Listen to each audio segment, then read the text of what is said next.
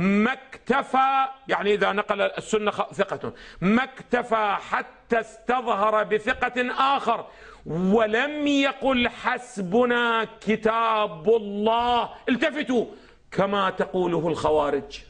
إذن هذا قول من؟ هذا من يقول؟ الإمام الذهبي، مو قولي. تقول سيدنا توافق، أقول لا أنا ما أوافق على هذا المنطق، ولكن أريد أن أقول ماذا؟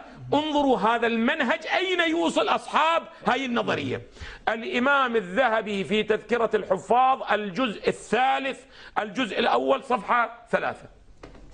تعالوا معنا إلى واحد من الأعلام المعاصرين اللي كتابه وصل بيدي أخيرا، عون الباري ببيان ما تضمنه شرح السنة للإمام البربهاري لفضيلة الشيخ العلامة ربيع هادي عمير المدخلي رئيس قسم السنة بالجامعة الإسلامية بالمدينة المنورة. إذن أحد أعلام ماذا؟ ربيع المدخلي معروف. اعتنى به الجزائري الجزء الثاني دار الإمام. هنا مو واضح أعزائي، فقط أشير إليهم أعزائي. قال دار المحسن للنشر والتوزيع الطبعة الأولى 1432. انظر ماذا يقول أعزائي، ولو أطيل عليكم ولكن تستحق. صاحب مدرسة. بلي. يقول وإذا سمعت الرجل يطعن على الآثار، يعني أنت تقول كما هذا الأخ العزيز بالأمس قال لماذا تقرأ الرواية؟ ائتنا بآية من القرآن، وأنا يقين عندي أنه لم يطلع على هذه، ولا لو كان اطلع لما قال هذا الكلام على القناة. يقول وإذا سمعت الرجل يطعن على الآثار أو يرد الآثار أو يريد غير الآثار، لعد ماذا يريد؟ يريد القرآن، فاتهمه على الإسلام ولا تشك أنه صاحب هوى مبتدع. أيضا بنفس المنطق أنتم تشوفون مباشرة إخراجه عن الملة إلى أن يقول المؤلف، وهو يقول المؤلف يضع مقياسا يعرف به أهل البدع والضلال من أهل الحق والردى. فالمسلم الصادق يحب السنة ويحترم فلا يطعن في الأحاديث أو يردها عند الاحتجاج. وإحنا احتججنا بماذا؟ برواية مسند بن أحمد الصحيحة. فقول المؤلف مستند إلى حديث الرسول حيث قال لا ألفين أحدكم متكئا على أريكته يأتيه أمر مما أمرت به أو نهيت عنه فيقول لا أدري ما وجدناه في كتاب الله اتبعنا. لا حول الله. رسول الله إذن ماذا؟ أخبر عن الحقيقة، أو كما قال في الحديث أو كما في هذا، يعني يأتي إلى الحديث من حديث الرسول أمر أو نهي فيقول ما أستسلم أنا، ما أقبل، عندي كتاب الله يكفيني. يقول إذا وجدتم أحد هذا منطقه، التفت، هذا المنطق وين راح يوصلنا؟ فهذا ضال يريد بيان القرآن وشرحه، فهذا ضال يرد بيان القرآن وشرحه وتفصيله وما يخص عامه ويقيد مطلقه، إلى أن يقول فالنص القرآني الذي يبين حراما أو حلالا يجب اتباعه، ومثله النص النبوي الذي ينص على تحريم حرام أو تحليل حلال يجب أن يؤخذ به. ففي التشريعات هما سواء، في بيان المعارف هما سواء. إذن ما الفرق بينهما؟ يقول الفرق بينهما أن الكلام الإلهي كلام معجز وتحدى به البشرية، ولكنه الكلام النبوي ليس كذلك، وإن كنا لا نوافق، ولكن الآن مو مجال كلامي. إلى أن يأتي، وهاي العبارة ينقلها احفظوها عني، فإذا جاء إنسان يقول لك، احفظ الجملة عزة، فإذا جاء إنسان يقول لك حسبنا كتاب الله، يكفينا كتاب الله، لا تأتي إلا بكتاب الله، كتاب الله بين أيدينا، ما أحله أحللناه وما حرمه حرمناه. هاي الخطورات من المنهج هنا. فاعلم أنه مبتدع أو زنديق. هذا تصريح من؟ تصريح أحد ماذا؟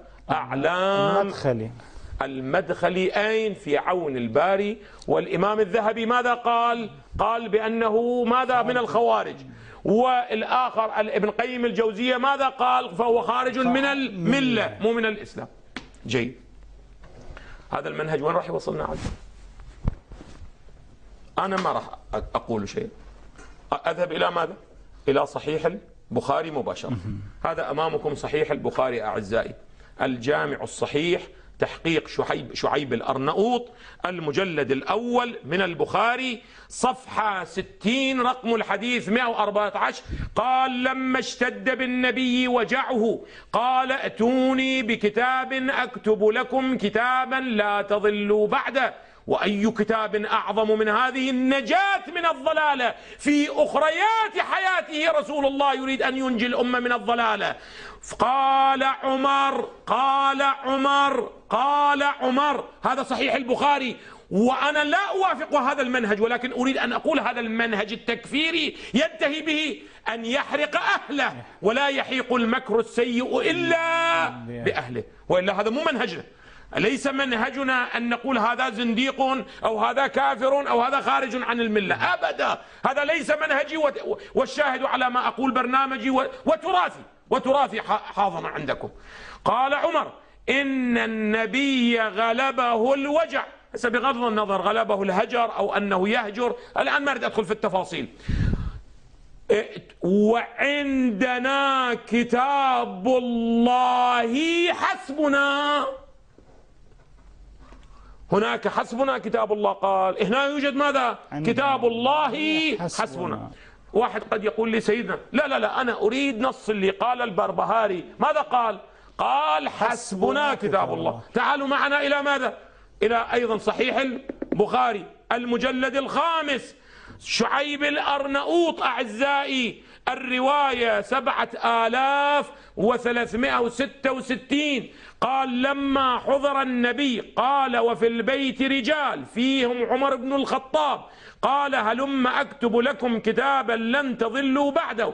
قال عمر: إن النبي غلبه الوجع وعندكم القرآن فحسبنا كتاب الله. خلاص، ده فقط.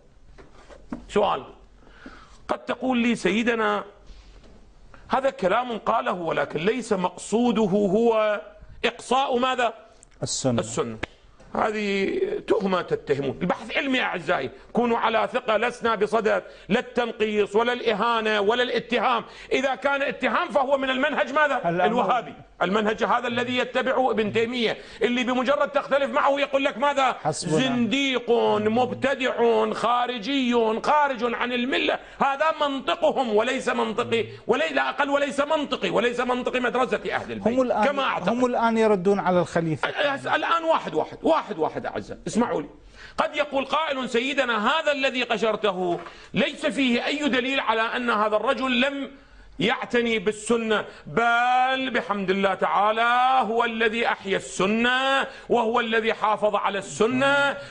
والدليل على ذلك انظروا إلى المسلسلات التي الآن تعرض، تصرف عليها الملايين، مئات الملايين، لبيان للناس أنه كيف عمر كان يحفظ سنة رسول الله وإلى غير ذلك.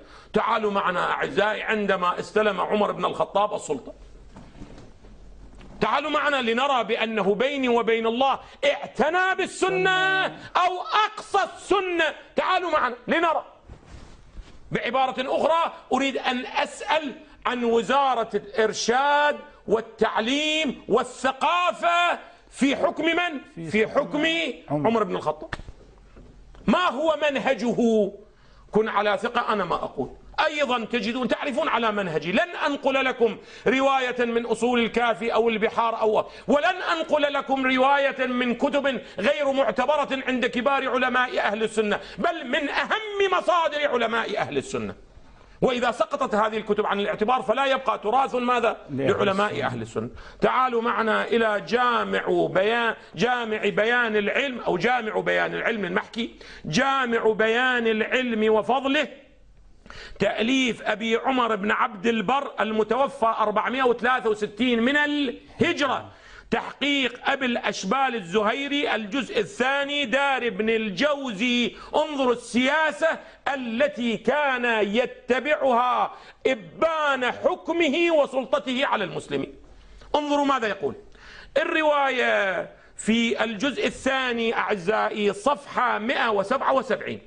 الرواية يقول حدثنا خالد. أولا انظروا إلى الرواية 1904 رقم الرواية، انظر، وهنا 1904. المحقق ماذا يقول؟ يقول صحيح صحيح صحيح. إذن السند ماذا؟ صحيح. معتبر. الرواية عن قرظة بن كعب قال خرجنا فشيعنا عمر إلى الصرار. أين خرجتم؟ خرجوا للتبليغ. كيف الآن في النجف في قم في المراكز العلمية أيام المناسبات يخرجون إلى التبليغ وإلى دعوة الناس إلى المعارف الدينية وتوضيح المعارف الدينية. يقول خرجنا فشيعنا عمر إلى صرار ثم دعا بماء فتوضأ ثم قال أتدرون لما خرجت معكم؟ قلنا أردت أن تشيعنا تكرما بذلك إكراما لنا. قال إن مع ذلك لحاجة خرجت لها. انظروا، مو يبعث شخص وإنما هو رأس السلطة. ماذا؟ هو يتبنى هذا المشروع لأهميته عنده. إنكم التفتوا أعزائي إلى المطلب وكم هو خطير. إنكم تأتون بلدة لأهلها دوي بالقرآن كدوي النحل. كما الآن تجدون، قد تجدون في المسجد النبوي أو تجدوا أين أو تجدوا في المسجد الحرام قراءة القرآن كلهم يقرؤون. فلا تصدوهم بالأحاديث عن رسول الله. عجيب، تبين حديث رسول الله يصد ماذا؟ يصد عن القرآن. بينكم وبين الله تتوقعون من إنسان يدعي أنه خليفة رسول الله وأنه محيي سنته يعتقد في رسوله أن حديثه ماذا؟ يصد القرآن. هذا كان معتقد بالأحاديث؟ لا لا لا، هذا يكشف لك أنه عندما قال حسبنا كتاب الله هذه كان منهج لا يؤمن بالسنة. لا يؤمن بالسنة. لماذا؟ لأنه يعلم إذا أراد أن يحتكم إلى السنة ماذا؟ لا يستطيع أن يحرم وأن يحلل كما يشاء. وكم له من نظير أعزائي. وأرجع وأقول أعزائي أنا لست بصدد هسه هو داخل الملة خارج الملة، أنا دا أتكلم بمنطق القوم. أنتم تقولون من قال حسبنا كتاب الله فهو ماذا؟ فهو خارجي وهو مبتدع وهو زنديق وهو هذا منطقكم. ولذا قلت ولا يحيق الاتهام السيء إلا بأهله. شوفوا كيف بدأ يحرقكم. فالتفتوا، وهذا كلامي نصيحة موعظة أقدمها إلى الجميع.